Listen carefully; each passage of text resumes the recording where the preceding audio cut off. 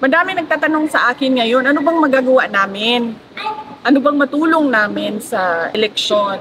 Unang-una, pwede nyo siguro matulong talaga, huwag nyo iboto yung Tingog Party List. Kasi ang boto para sa Tingog Party List ay boto para kay Martin Romualdez. Isipin nyo, 3 na yung seats niya sa House of Representatives. Yung distrito niya sa Tacloban, yung 2 upuan niya sa Tingog Party List. Yung upuan ng asawa niya, yung seat ng asawa niya, yung seat ni Isidre. So, hindi dahil hindi ko masagot yung mga tanong nila sa confidential funds. Ayaw kong sumagot sa mga pagmamayari ni Martin Romualdez. Ang ginawa kasi nila, kasi distrito lang si Martin Romualdez sa Tacloban, diba? So, wala siyang personality na kumuha ng budget para sa buong bansa. Kasi distrito lang yung sa kanya eh. So, ang ginawa niya gumawa siya ng party list. Ang party list, pwede yan sa buong bansa. Kahit saan. Doon pumapasok yung pondo, yung pera sa party list niya. Ano ang pwede natin sabihin na mag-substantiate niyan? Tingnan natin yung natanggap na pera sa galing sa mga regional offices papunta doon sa Tingog Party List at magkano yun. So bakit ako sasagot sa tao na unang-una,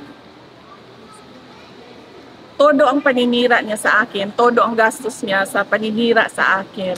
Pangalawa, ganyan siya kasakim sa pera at sa power. 3 yung upuan niya, 3 yung seats niya sa House of Representatives.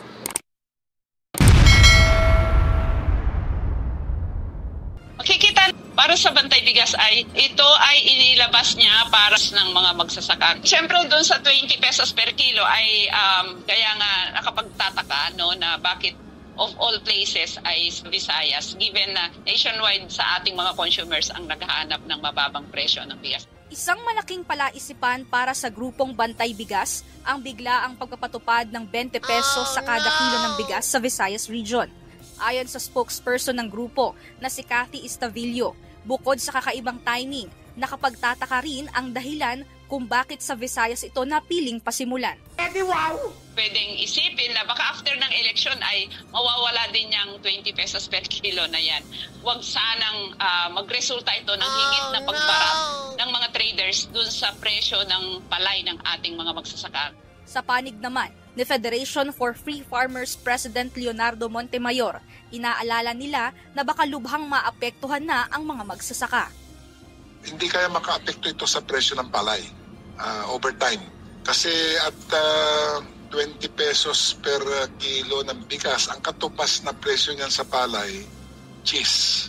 Ganong katagal makakayan po ng gobyerno, ganong kahaba ang PC para ma-sustain po yung 20 pesos rice na subsidized. Paliwanag ni Montemayor, malaki-laki ani ang budget ang kakailanganin sa pag-subsidize para maipatupad ang 20 pesos per kilo ng bigas. Lalo pa kung plano na pagkatapos pasimulan sa Visayas ay ipatutupad din sa buong bansa. May tanong din yung mga tao, mga farmers natin, hindi kaya mas mabuting yung malaking bahagi nitong subsidy na ito ay bibigyan sa farmers through programs that will increase their yield, yung production at saka productivity at ipababa yung production cost sa rice farming. And that way, we can have a much more sustainable supply of rice at a lower price. Paglalabas naman ng malinaw na guidelines ang isa sa hiling ng Samahan ng Industriya ng Agrikultura o SINAG.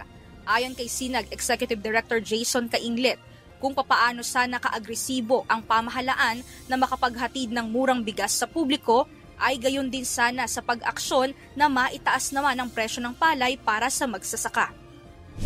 Dagdag pa nito na wala naman aniyang tutol ang organisasyon sa 20 pesos na kada kilo ng bigas kung kaya naman itong isustain ng gobyerno na hindi maaapektuhan ang mga local farmers.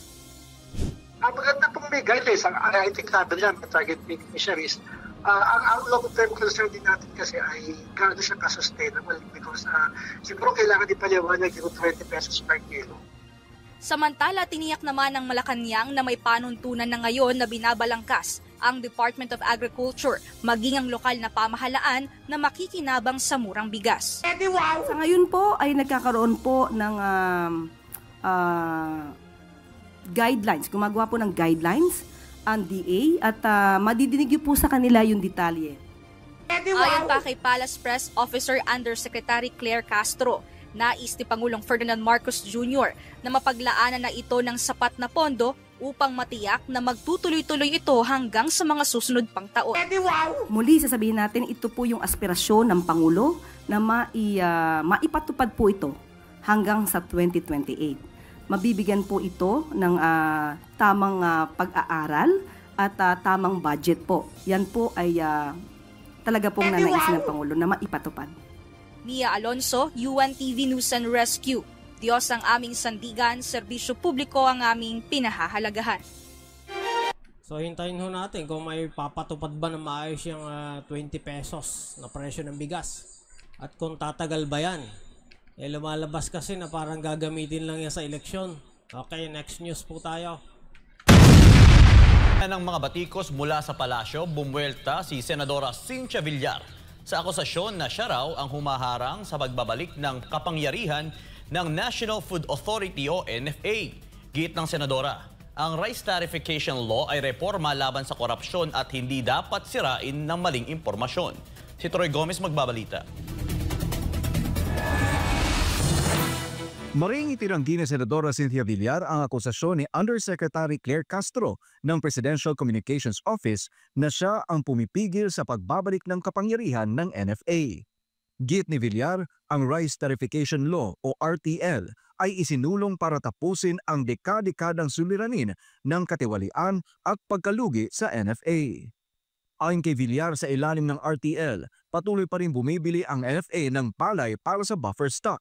Bukod dito, may pondong Rice Competitiveness Enhancement Fund na ginagamit para bigyan ng makinarya at pasilidad ang mga kooperatiba ng magsasaka.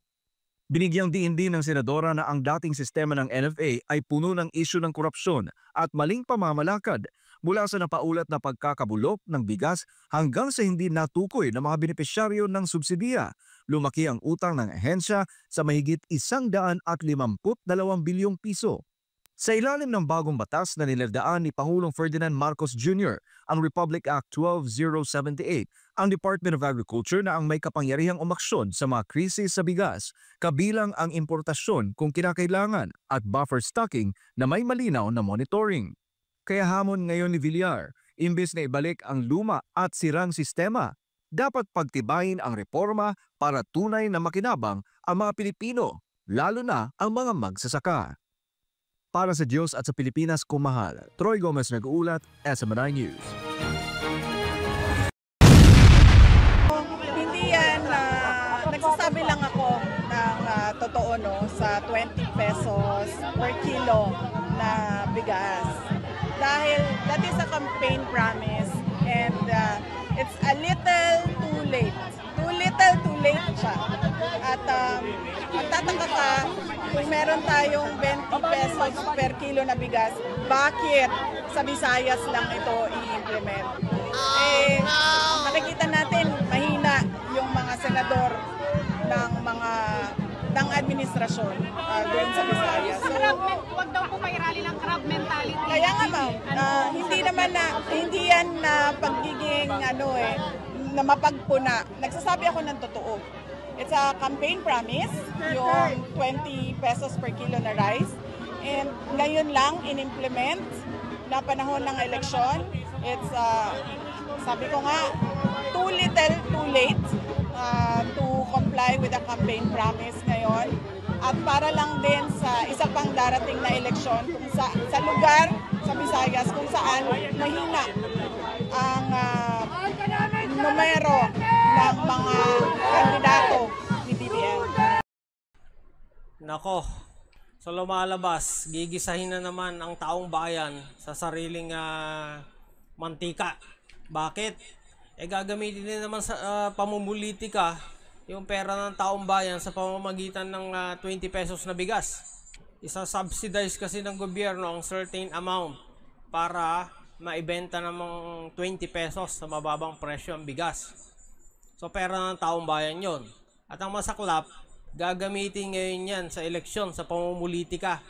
So ginagamit na sa pamumulitika, sa vote buying, yung mga akap, ayuda na yan. Ngayon, eto naman,